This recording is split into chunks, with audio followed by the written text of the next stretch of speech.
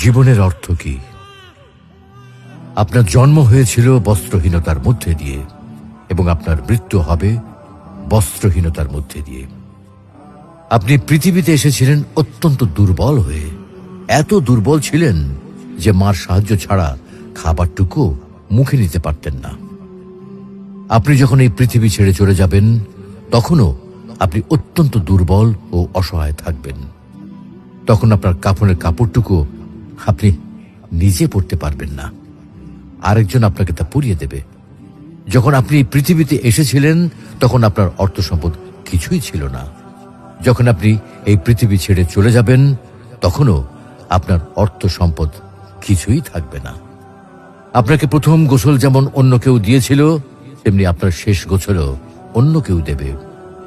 আপনি যেমন পৃথিবীতে একা এসেছিলেন, ঠিক তেমনি ভাবে আপনাকে পৃথিবী থেকে একাই চলে যেতে হবে।